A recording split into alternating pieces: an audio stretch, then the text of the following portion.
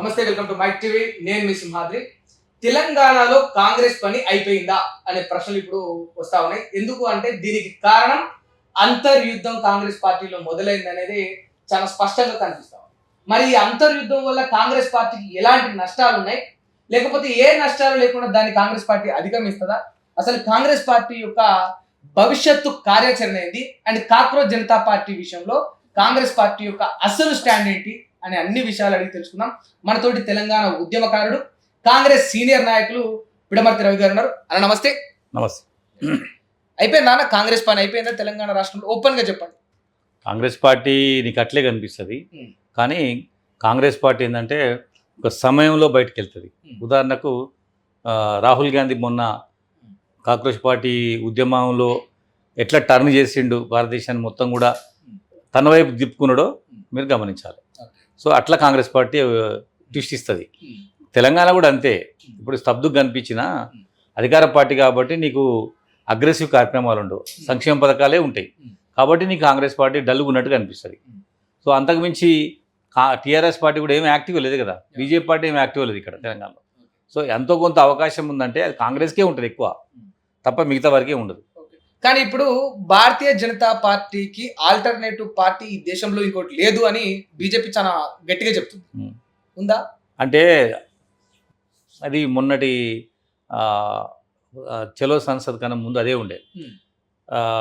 నరేంద్ర మోడీ అంటే ఒక పెద్ద లోకనాయకుడు, ఆయన ఒక బాహుబలి అనుకుండు. ఇప్పుడు గోడకేసిన బలి అయిపోయాడు, ఆయన చాలా చిన్నోడు అయిపోయాడు. ఆయన ఏమనుకుంటుంటే ఈ దేశంలో ఎవరైనా మోడీతో కొట్లాడగల నాయకులు ఎవరు ఉన్నారా అంటే నిజంగా ఎవరు లేరని భయపడేవాళ్ళం. కానీ నిశ్శబ్దాన్ని బ్రేక్ చేసిండ్రు కాక్రోచ్ జనతా పార్టీ యువకులు.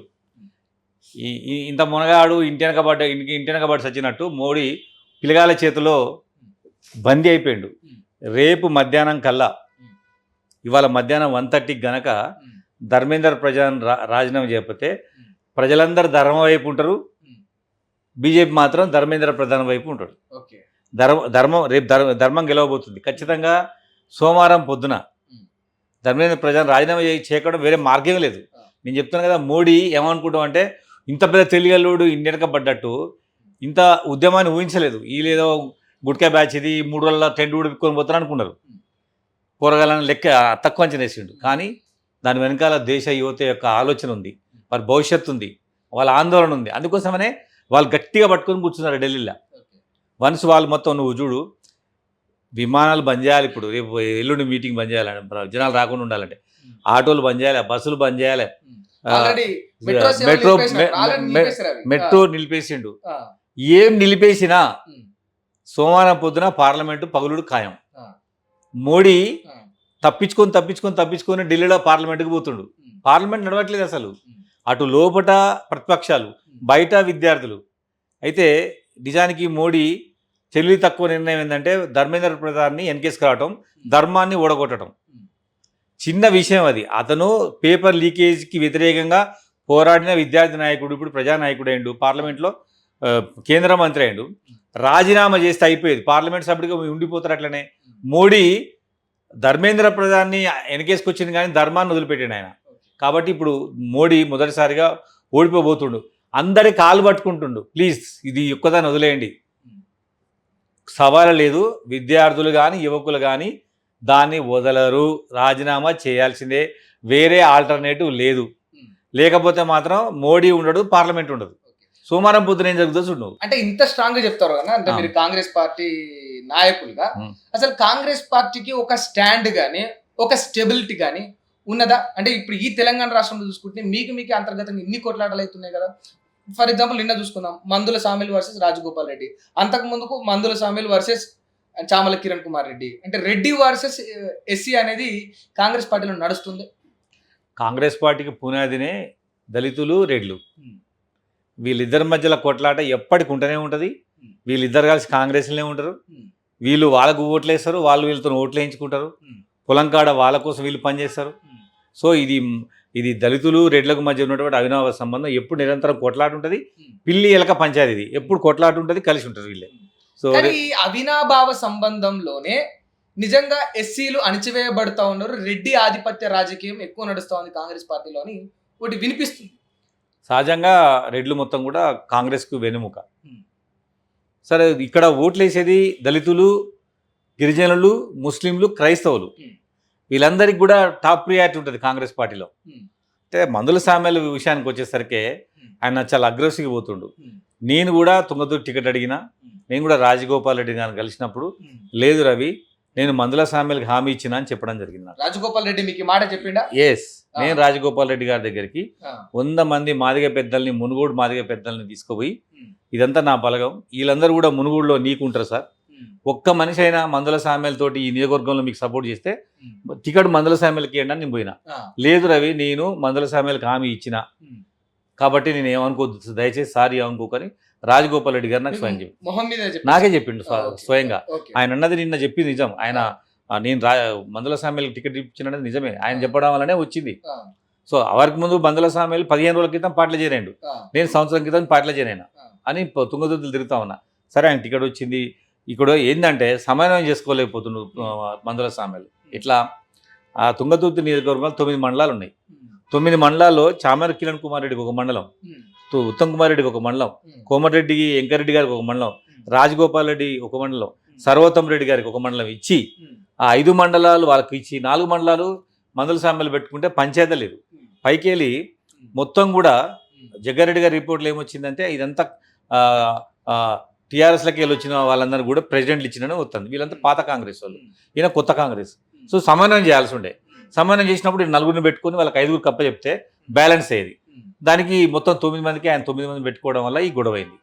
సో ఇప్పటికైనా దాన్ని పరిష్కారం చేసి సాధిస్తాను. ఇది గొడవ కాదు, పార్టీల అంతర్గతంగా జరిగేదే. బట్ ఇది పబ్లిక్ లోకి వచ్చేసింది కదా. అంటే ఇప్పుడు మందుల సామ్యాల వాదన కూడా మీరు వినాలి. మరి టికెట్ రాజగోపాల్ రెడ్డి ఇప్పించినప్పటికీ కూడా మందుల సామ్యాలు ఏమంటుందంటే ఇక్కడ సిట్టింగ్ ఎమ్మెల్యే నేను, గెలిచింది నేను, అయినా కూడా ఇంకా ఈ రెడ్ల ఆధిపత్యం ఏంది, ఇంకా ఎక్కడో వేరే నియోజకవర్గం యొక్క వ్యక్తి యొక్క డామినేషన్ ఏంది నా కాన్స్టిట్యున్సీలో అనేది.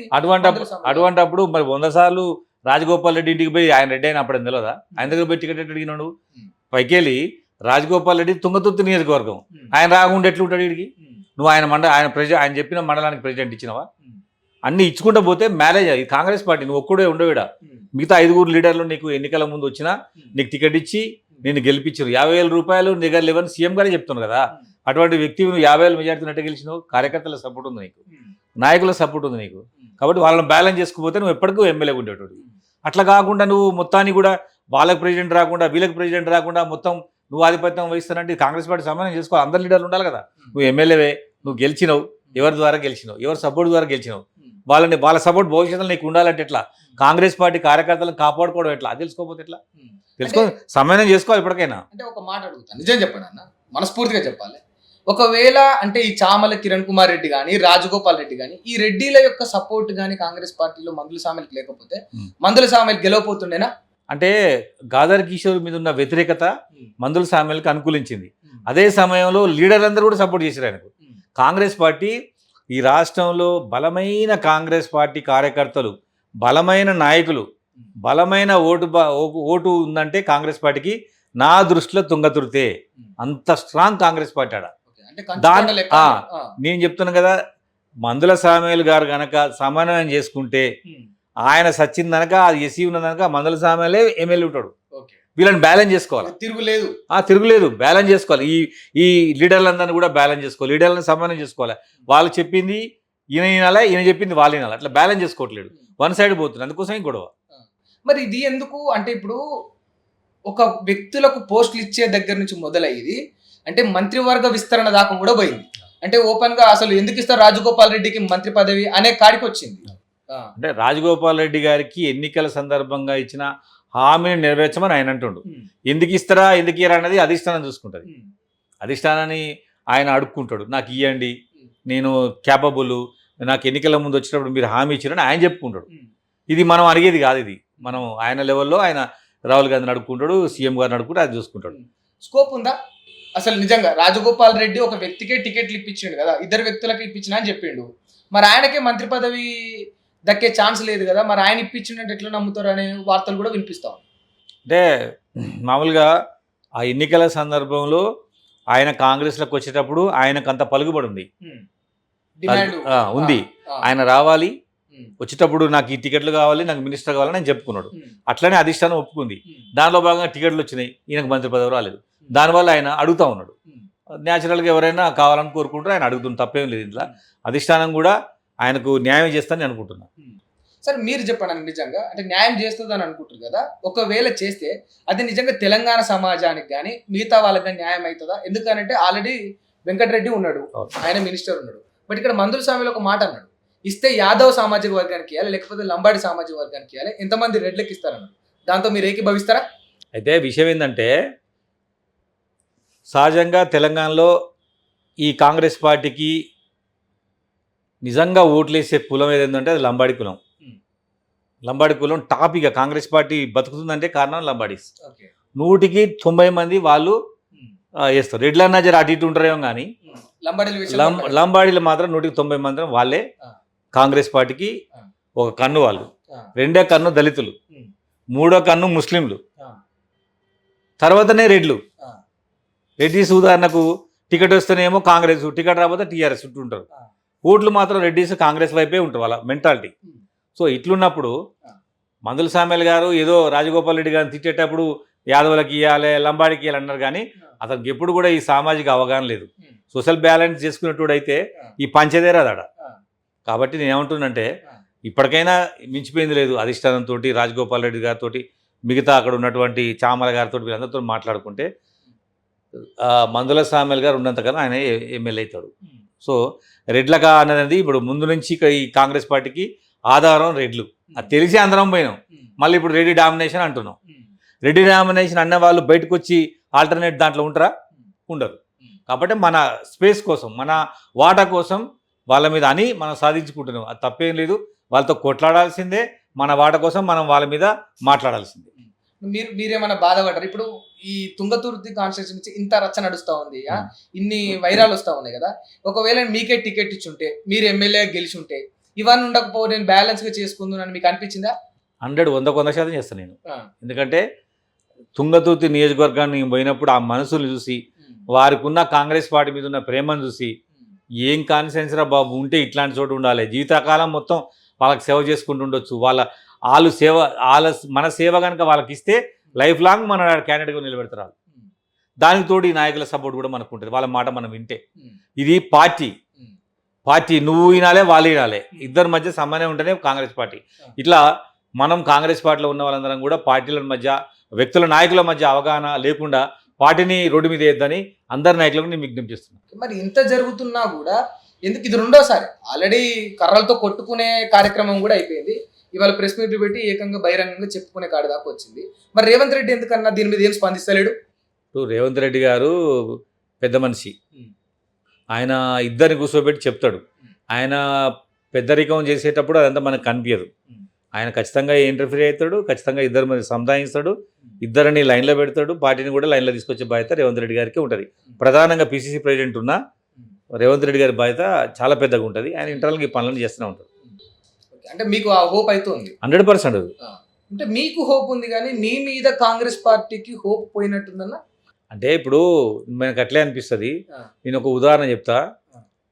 మకన్ సింగ్ రాజ్ ఠాకూర్ ఐడియా ఉంది కదా, ఇప్పుడు youth leader, Congress leader, Revanth Reddy గారు అనుచరుడు, వైఎస్ రాజశేఖర రెడ్డి ఫ్రెండు, ఆయన అనుచరుడు. ఆయనకు 2004లో రాజశేఖర రెడ్డి గారు మొదటిసారి ఎమ్మెల్యే అయినప్పుడు ఆయన శాట్ చైర్మన్ ఉన్నాడు.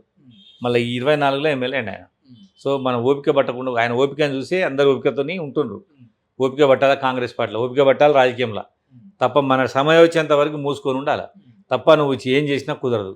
సమయం వస్తుంది, నాకు కూడా అవకాశం వస్తుంది, నేను కూడా కాంగ్రెస్ జెండాని బలంగా పైకి లేపుతాను. కాకపోతే మీ మీద కొన్ని కాంట్రవర్సీలు నడుస్తూ ఉన్నాయి కదా, అంటే లేని దాంట్లో పిడమర్తి రవి ఏలు పెడతాడు. అంటే గతంలో చూసుకుంటే మార్వాడి ఉద్యమం విషయాలు కావచ్చు, ఇంకొన్ని ఉద్యమాలు కావచ్చు, పిడమర్తి రవి ఇట్లా లేనివి పెడతా ఉంటారు. మార్వాడీలతో కాంగ్రెస్ పార్టీ నాయకులకు కూడా కొన్ని సంబంధాలు ఉన్నాయి. అవి పిడమర్తి రవి వల్ల చెడిపోతాయనే భయం కూడా అధిష్టానానికి ఉందట. నాకు ఏదైనా ముందు నాకు తెలంగాణ ఫస్ట్, ఈవెన్ పార్టీ కంటే కూడా తెలంగాణనే ఫస్ట్. ఎందుకంటే పార్టీ కంటే కూడా తెలంగాణనే నాకు ఫస్ట్. ఎందుకంటే నేను తెలంగాణ వాదిని, తెలంగాణ ఉద్యమకారుణ్ణి. విద్యార్థిగా ఉన్నప్పుడు నేను చేయాల్సిన పని అంతా తెలంగాణ కోసం చేసిన. ఇవాళ ఎవరో ప్రాంతేతరుడు ఈ ప్రాంతంలో వచ్చి దోపిడీ చేస్తా, ఆధిపత్యం వహిస్తా, ఆధిపత్యం చేస్తాము, కొడతాము, తిడతామంటే నేను అసలే ఊరుకోను, కుదరదు. ఈ మధ్యకాలంలో నాకు ఒక ప్రొఫెసర్ ఉపేందర్ అని ఓయి పాత స్టూడెంట్ లీడర్ కలిసిండు. ఆయన పీడిఎస్లో పనిచేసేది. ఆయన ఏం చెప్తుండంటే, ఒకవేళ భవిష్యత్తులో తెలంగాణలో ఏదైనా ఉద్యమం జరిగితే రక్తపాత ఉద్యమం జరుగుతుంది, అది మారడులకు వ్యతిరేకంగా అని చెప్పిపోయిండు. నేను చెప్పమనిలే ఆయన్ని. ఆయన అవగాహనలో ఆయనకు అది తేలింది.